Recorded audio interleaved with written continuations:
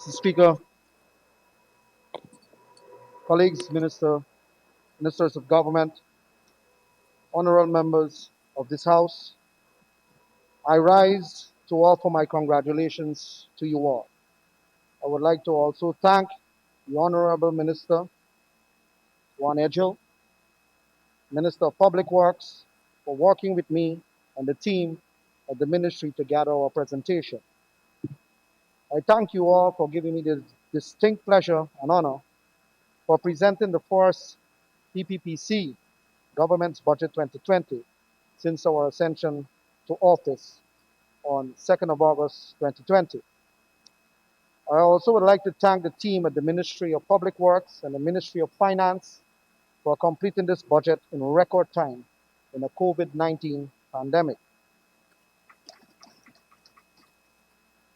Mr. Speaker, as I rise to present to the National Assembly our government's budget and vision for infrastructure for the year 2020 and beyond, Mr. Speaker, I would be remiss not to address some of the earlier comments made by the Honorable Member Trotman and the Honorable Member Mr. Holder. Mr. Speaker, upon entry into government on day one, myself and the Honorable Member Bishop Edghill did a rapid assessment of all of the agencies and the Ministry of Public Works proper to determine what kind of a government we are inheriting. I will so detail the findings and present those to this National Assembly. But before I do so, Mr. Speaker, I would like to first answer the question of the comments made by the Honorable Member, Mr. Trotman, that Guyana is in a good financial state and we found it to be in a good financial health, and this budget is a reflection of that.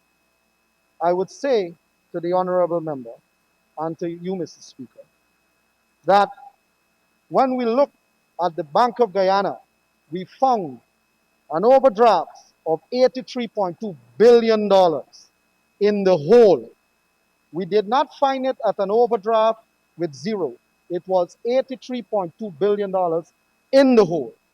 In addition to that, there was another $77 billion that were in treasury bills that they raised money for fiscal purposes to fund, as the young gentleman said, squandermania under the APNU government. So that, those money, the PPP government now have to find to bring us back to a position where we are solvent. Right now, at the Bank of Guyana, because of that drawdown, it has squeezed the asset base of the bank, weakening the backbone of the financial architecture of the country. I would like to then move on to the issue that they raised about progress. And in the context of answering that, they said that they had progress in 5 years, I want to respond and let the people that are watching, as I understand this is being live streamed, and let the world see if they consider these items that I'm raising here before the Honorable House as progress. The first one, upon a resumption of duty on the second day in office, I took to content my Coney because there were breaches there for infrastructure that has long passed the time that the contractor was supposed to fix it. The water came in and damaged a whole lot of property, livestock, and the livelihood of the people of Region 5. And that contractor continued not to fix it in the time span that they had, about 3 to 4 months. There were other contractors that finished. That particular contractor was not able to finish. Mismanagement of that project cost the residents of that region untold amount of damages. We, myself and the Honorable Minister sitting to my left, went there and we remedied the situation. As of this morning, the other breach that was a result of the first one was also fixed. Mr. Speaker, the name of the new contractor is M&B. The name of the old contractor that was not doing the work is BK International. All right? Mr. Speaker, I also would like to talk about the same progress. Let's discuss the area of energy. Let's discuss the area of energy. GPL, right now, when we took office, had $1.9 billion in their bank account. That would have taken them to the end of October, they would have zero. This previous government, when they were in office, lent GPL 50 million US dollars to buy 5 generating sets. Each generating set weighs, weighs 150 metric tons. It is somewhere in Finland. The other part of that contract was for $994 million for civil works. That will take you 10 months long to get done. Right now, as of this morning, Mr. Speaker, there's a 15% completion on that job. That means that money that was spent there will not be benefiting Guyana or the people of Guyana until April 2021 thereafter. So, Mr. Speaker, Mr. Speaker, the issue with GPL and the blackouts is that the previous government has not invested only $1 million in 5 years, 1 million US dollars in 5 years to put baseload capacity into GPL. That is why you're finding every day there are blackouts everywhere. Everywhere you're finding there is blackout because there is zero revolving capacity at GPL. Every time an engine goes down, people get blackout. Every time a wire is burnt, there is zero revolving capacity at GPL.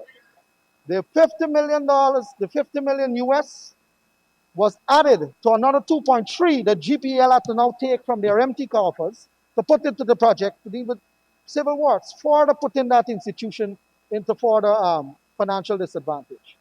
Right now, we had put out an EOI, Mr. Speaker. 30 persons plus responded. So we will have to put immediately private generation capacity into the grid. And that is what we are working at GPL. Mr. Speaker, I would not leave GPL as yet. Upon looking at the books of GPL, I have found that there is $13.1 billion that the government of the past 5 years owes GPL. It seems that there was a national policy unwritten somewhere that you should not pay your light bill. Now, $13.1 billion represents 4% of this entire 2020 budget we're looking at. 4% of your budget is owed by GPL, by government to GPL. So that is leaving. So when we talk about progress, again, looking at GPL, I'm not coming off of GPL until I'm fully exhaust this matter, and the nation knows. Over the past 3 years, GPL has racked up $8.7 billion in losses. 8.7 billion with a B in losses over the past 3 years. And I will leave GPL to rest as I move to the other area. Let's look at, Mr. Speaker, let's look at the Guyana Civil Aviation Authority. That authority have a mandate that is very, very crucial to the aviation sector. That organization had in its books $1.17 billion 3 years ago. The previous government spent out $800 million in 3 years. When we got into office, what we found is that the management of the Civil Aviation Authority came to the ministry and said we need subvention of $41 million just to maintain a 4-month reserve to maintain the ICAO certification. That the asset base of that institution with its cash has been depleted with record speed, 188% depletion in reserves. I will leave GCCA and move to transport and harbors. Mr. Speaker, upon checking transport and harbors, at the end of July 2020, they had $2.5 million in a loss in their books. They did not have money in the bank account. It was zero. It was zero. When we looked further why it was zero, we found that Transport and Harbors have in its books $945 million in debt. $945 million in debt. Who they owe this money to? This money is owed to, Mr. Speaker. 461 million is owed to Guyana Revenue Authority. That is monies that were deducted from the staff to be remitted to the authority and could not have been remitted to the authority. The second one, Mr. Speaker, is 323 million to NIS. That is monies that were deducted from employees to be remitted on the employees' behalf to NIS and has not been because the institution just could not afford it. 57 million was owed to other small vendors and another 104 to some small contractors and so on. $945 million in the red. They had owed people when we took office. I want to make sure that is on the record of the National Assembly. Mr. Speaker, let's look at the Hinterland Electrification Company Incorporated. For those who have never heard of this before, let me enlighten you.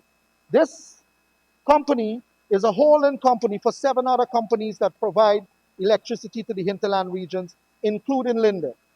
Linden has 4,597 consumers. Mr. Speaker, this, my understanding, supposed to be one of the strongest bases for the opposition.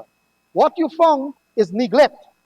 Right now, Linden is in the hole of $726 million, that company. It was underfunded under the APNU government. Mr. Speaker, I continue to say that only Friday, I had to make supplication to the cabinet, myself and Minister Edghill and the Prime Minister, to provide $89 million to Kwakwani. Kwakwani have 1,089 consumers there for electricity. Kwakwani did not have money to pay the workers. They did not have money to buy fuel to run the generators. It was total neglect for this agency that provide, Mr. Speaker, this particular company provides electricity at least to 15% of Guyanese population that resides in the hinterland. 15%, and it was totally neglected. In totality, with the rest of them, that includes Letem Power Company, Made Power Company, Port Kaituma, Mabaruma, Matthews Power and Light, with the totality of debt that these companies racked up by providing electricity to our citizens in that area, went up to $981 million. That is in the red. That we now have to find monies in this budget to try to fund it. Mr. Speaker, there was an issue at Matthews Ridge that the Honorable Juan Edghill dealt with immediately on day one. We got a call that they had blackout for like 8 weeks because of a 147 kVA watt generator was not serviced in time because of a single part. A single part. So I go back, when we talk about progress under the APNU, do you categorize that as promise? And my answer, hell no. Mr. Speaker, I would like to also touch on the matter that the Honorable Trotman raised about this budget have nothing new, and that the ratings of the country went up under their management. Ratings is one. But Guyana is lived through the villages. The villages where I come from, the humblest of villages, the country lives through its villages. And at the village level, there is mass job losses. There is depletion of the basic necessities to operate and live. The hospitals, somebody talking about hospitals earlier. The hospitals do not have drugs in them. When we check the records of the Ministry of Health, since 2018, we are seeing procurement of drugs. 2017, late 2017, the procurement of drugs. There's no records to show us otherwise, Mr. Speaker. Mr. Speaker, when you go to the other villages in the country, the infrastructure is next to nothing. Look, the other day, we had to rush down the road by Diamond. We went to Diamond, where a coca broke and flooded the entire area. They never had that before. We went there, it broke through because there was no maintenance of a simple coca. And that is something that you see repeated all over the place. Mr. Speaker, I would like to talk about the progress again. Let's look at NISIL. Mr. Speaker, NISIL, and this one here, I must apprise the National Assembly. NISIL has a $30 billion bond that they raised for Gaisuku. One of the areas that the APNU has put 7,000 people out of work. They raised $30 billion to try to help Gaisuku. As of only May month, no one could ever, NISIL itself could not able to pay back the installment on the loan. They had to take money from the $30 billion to pay back the loan. How can you borrow money to do a purpose and then you're taking that same money to pay back the loan? It defies the reason why you're borrowing the money in the first place.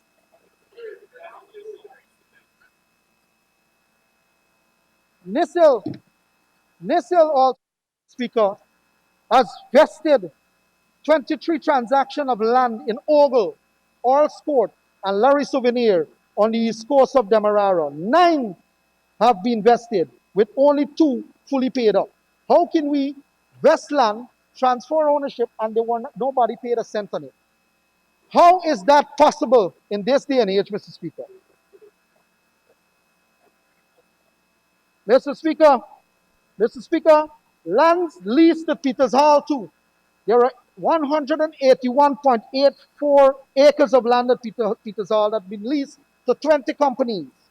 Those 20 companies, Mr. Speaker, it did not go out to public tender.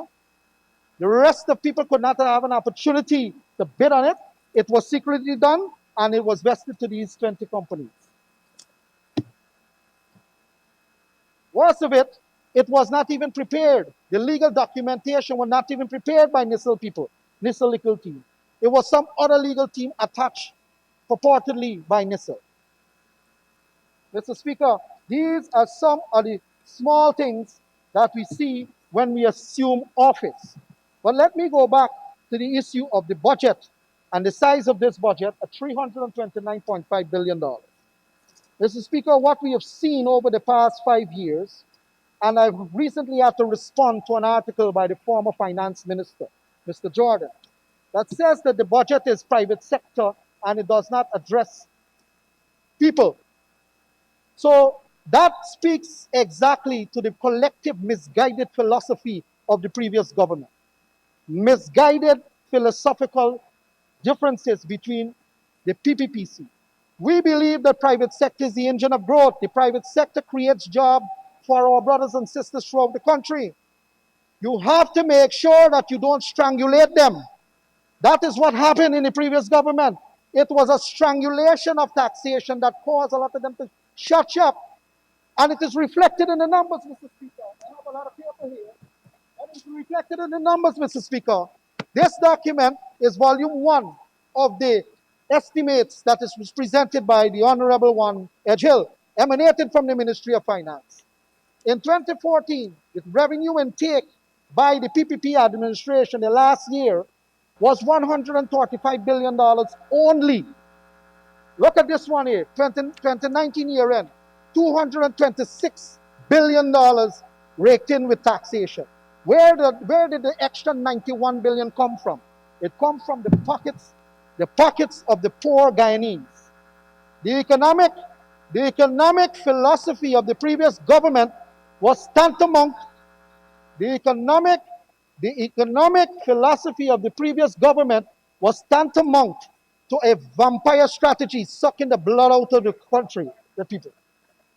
Every single Guyanese become poorer because $91 billion was taken from them and brought into government coffers, all to furnish and help a lifestyle of squandermania. All to help that.